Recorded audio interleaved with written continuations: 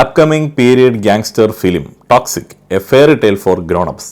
ഈ ഒരു cinema toxic എന്ന സിനിമ ഗീതു മോഹൻദാസ് എഴുതി സംവിധാനം ചെയ്ത് വരും കാലത്ത് തിയേറ്ററിൽ നമ്മൾ കാണാനായിട്ട് പോകുന്ന ടോക്സിക് എന്ന സിനിമ. ഇത് അനൗൺസ് ചെയ്തത് മുതൽ ഈ ഒരു ചിത്രത്തിൻ്റെ പ്രമേയത്തെ കുറിച്ചിട്ട് അവിടെയും ഇവിടെയുമായിട്ട് ചില അഭ്യൂഹങ്ങൾ പരന്നത് മുതൽ വലിയ ചർച്ചകളാണ്, കുറേയധികം വിവാദങ്ങളൊക്കെ ഉണ്ട്. രസകരമായിരുന്നു ഇതുമായി ബന്ധപ്പെട്ട വിവാദങ്ങൾ ഓരോ തവണ കാണുന്ന സമയത്തും അത് ഫോളോ ചെയ്യുന്ന സമയത്തും. ഇതിൻ്റെ ഭാഗമാകാനായിട്ട് ഇടയ്ക്ക് ശ്രമിച്ചിരുന്നു, എന്തോ കൊണ്ട് ഞാനത് പിന്നെ ചെയ്തില്ല. ഇന്ന് ഈ സിനിമയുടെ ട്രെയിലർ വന്നു, വീണ്ടും തുടങ്ങി വാദപ്രതിവാദങ്ങൾ. എല്ലാ തവണയും ഒച്ചത്തിൽ നമുക്ക് സോഷ്യൽ മീഡിയയിൽ കേൾക്കാനായിട്ട് പറ്റും ഗീതു മോഹൻദാസിൻ്റെ പഴയ ആ ഒരു വാചകം. എന്താണത്? സെയ്റ്റ്. അപ്പോൾ എല്ലാ തവണയും ഗീതു മോഹൻദാസ് ഇതുപോലെ ഈ സിനിമയുമായി ബന്ധപ്പെട്ട് എന്തെങ്കിലും അപ്ഡേറ്റ് കൊടുക്കുന്ന സമയത്ത് ഒരു കൂട്ടം പുരുഷ കേസരികൾ സൈഡിലിരുന്ന് സോഷ്യൽ മീഡിയയിലൊക്കെ ഇരുന്നിട്ട് സെയ്റ്റ് ഗീതു എന്ന് പറയും. ഇതുപോലെയുള്ള അപ്ഡേറ്റുകൾ വരുന്ന സമയത്ത് എനിക്ക് റിലീസ് ഇറ്റ് എന്ന് പറയാനായിട്ടാണ് ആഗ്രഹം. ഒരു സിനിമ അതിൻ്റെ എന്തെങ്കിലും അനൗൺസ്മെൻറ്റ് കേൾക്കുന്ന സമയത്തോ അല്ലെങ്കിൽ ആ ഒരു സിനിമയുടെ ടീസർ പുറത്തേക്ക് വരുന്ന സമയത്തോ ട്രെയിലർ പുറത്തേക്ക് വരുന്ന സമയത്തോ നമുക്ക് കംപ്ലീറ്റ് ആയിട്ട് എങ്ങനെ വിലയിരുത്താനായിട്ട് സാധിക്കും? ശരിക്കും പറഞ്ഞാൽ ഗീതു മോഹൻദാസ് ടോക്സിക്കിനെ വളരെ ടോക്സിക് ആയിട്ടാണോ സമീപിച്ചിരിക്കുന്നത് എന്നുള്ളതിനെ കുറിച്ചിട്ടൊന്നും യാതൊരുവിധ ഐഡിയ ഇല്ല.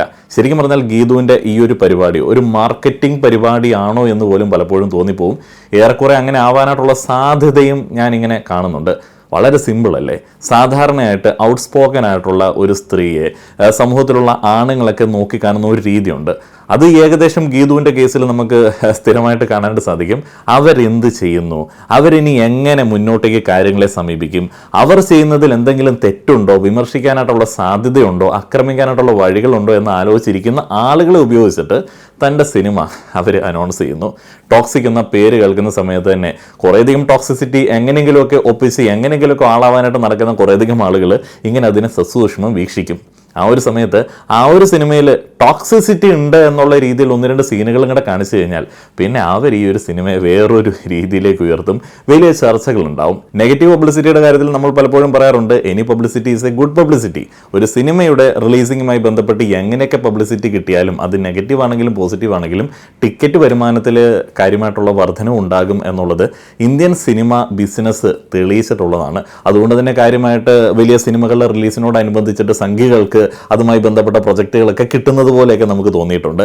അവർക്ക് അങ്ങോട്ട് ഇഷ്ടപ്പെടാതിരിക്കുകയാണെന്നുണ്ടെങ്കിൽ, അവർ ബാൻ ചെയ്യണമെന്ന് ആഹ്വാനം മുഴക്കുകയാണെന്നുണ്ടെങ്കിൽ നാട്ടിൽ സിനിമ കാര്യമായിട്ട് വിജയിക്കും. അതുപോലെ ഒരു സ്ട്രാറ്റജി വെച്ച് ഈ മണ്ടന്മാരെ ഉപയോഗിച്ചിട്ട് സിനിമ കൂടുതൽ ആളുകളിലേക്ക് എത്തിക്കാനായിട്ട് ഗീതു മോഹൻദാസിൻ്റെ ടീം ശ്രമിക്കുന്നുണ്ടോ എന്നുള്ളത് എനിക്കറിയില്ല.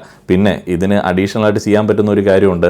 തൻ്റെ പ്രിയ സുഹൃത്തുക്കൾ കൂട്ടുകാരികളോട് വിളിച്ച് പറഞ്ഞാൽ മതി, ഗീതുവിനെ വേണമെങ്കിൽ കൈയൊഴിയുന്ന 2 പ്രസ്താവനകൾ ഇറക്കുക.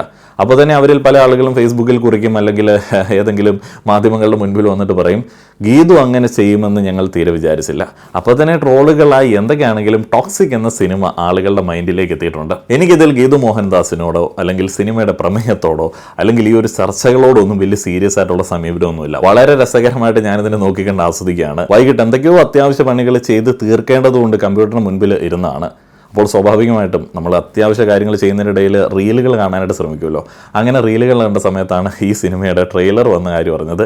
ചർച്ചകൾ കാര്യമായിട്ട് തന്നെ ഓരോ സൈഡിൽ നടക്കുന്നുണ്ട്. ഏതായാലും ട്രെയിലർ കണ്ടു നോക്കാം. ട്രെയിലർ കാണുന്ന സമയത്ത് രസകരമായിട്ടുള്ള ചില കാര്യങ്ങളൊക്കെ നമുക്ക് കണ്ടെത്താനായിട്ട് പറ്റുമെന്ന് ഞാൻ പ്രതീക്ഷിക്കുകയാണ്. പ്രമുഖ റിവ്യൂവേഴ്സൊക്കെ അതുമായി ബന്ധപ്പെട്ട റിയാക്ഷൻസ് ഒക്കെ ചെയ്തിട്ടുണ്ട്. ടോക്സിക് ട്രെയിലർ 27 മില്യൺ 30 മില്യൺ ആളുകൾ ഇത് ഇപ്പോൾ തന്നെ കണ്ടിരിക്കുന്നു. 11 അവേഴ്സ് ആയിട്ടുള്ളൂ വന്നിട്ട്.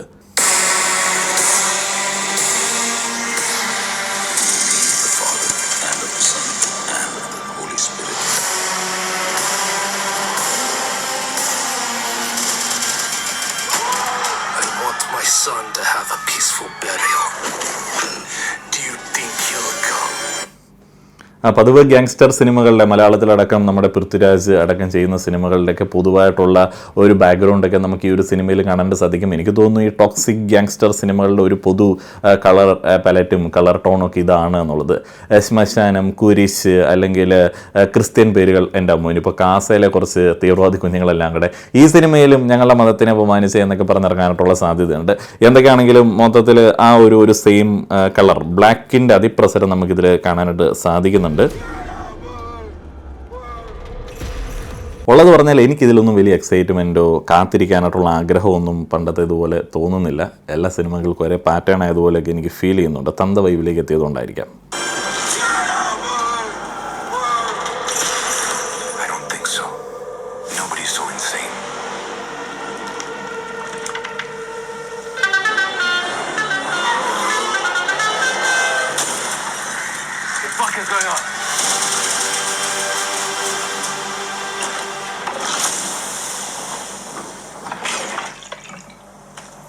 just a fucking drunkard.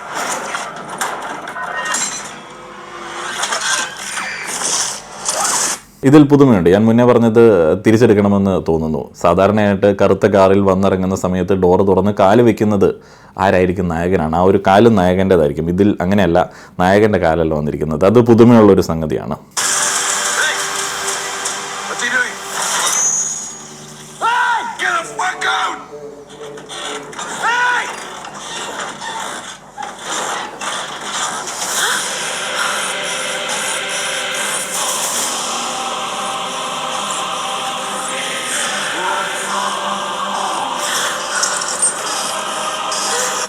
ഓ, ഇതാണ് ആളുകളെ ഞെട്ടിച്ച ഒരു സീൻ. പക്ഷേ ഇതിനകത്ത് ഞാൻ ശ്രദ്ധിച്ചത് ഇതിൻ്റെ ആർട്ട് ഡിപ്പാർട്ട്മെൻറ്റ് കൈകാര്യം ചെയ്യുന്ന ആളുകളുടെ ആ ഒരു കഴിവിനെ കുറിച്ചിട്ടാണ്.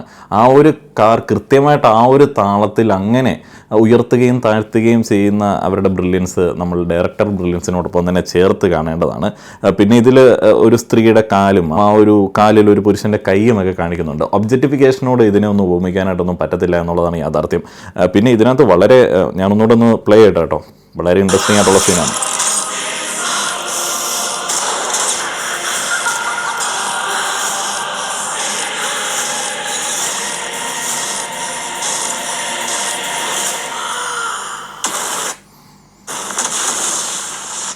ഇതിൽ കുറ്റം പറയാനായിട്ട് പറ്റില്ല. കാരണം ഇത് വളരെ ഈക്വലായിട്ട് അവർ ട്രീറ്റ് ചെയ്തിരിക്കുന്ന ഒരു രംഗമാണ്. ആദ്യത്തെ സീൻ നോക്കൂ, അതിൽ സ്ത്രീ മുകളിലാണ്. സ്ത്രീ അങ്ങനെയെങ്കിലും ഈ ഒരു സിനിമയിൽ മുകളിലുള്ള ഒരു പൊസിഷനിലേക്ക് എത്തി എന്നുള്ളത് പ്രശംസനീയം തന്നെയാണ്.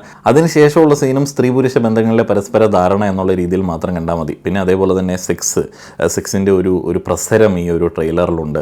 വീട്ടിലെ ടി വിയിൽ കണ്ട ആളുകളൊക്കെ നാണം കൊണ്ട് കണ്ണ് പൊത്തി കണ്ണ് വലയാക്കി കണ്ടെന്നോ ഇറങ്ങി ഓടിയെന്നോ ഒക്കെയുള്ള കമൻറ്റുകൾ കാണാനായിട്ട് സാധിച്ചു.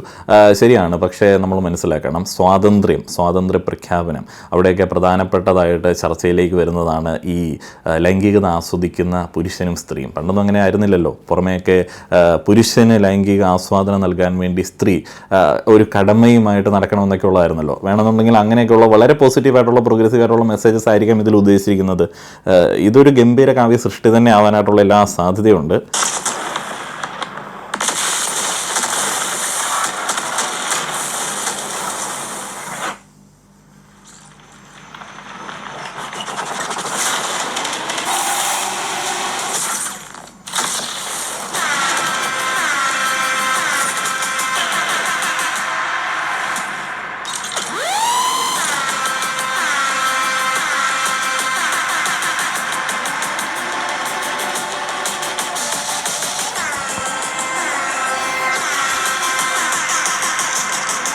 പണ്ടൊക്കെ ആളുകൾ ഇങ്ങനെ പറയുമായിരുന്നു, മരിച്ചാലെങ്കിലും സമാധാനം കിട്ടുമെന്നുള്ളത്. ഇതിപ്പം മറ്റേ സിമിത്തേരിയിൽ കൊണ്ട് അടക്കം ചെയ്യുന്നവർക്ക് ആ സമാധാനവും ഇല്ല. ഇവർ ഗ്യാങ്സ്റ്റർ സിനിമകൾ പിടിക്കാനായിട്ട് സ്ഥിരമായിട്ട് സിമിത്തേരി കറങ്ങി അടയ്ക്കുകയാണ്.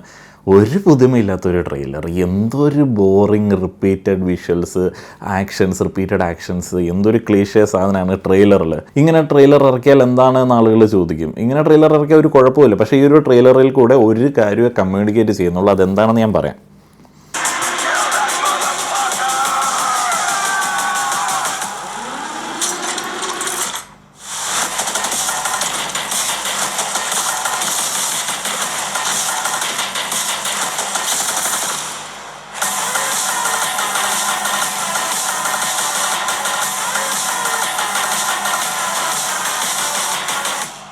Daddy's home.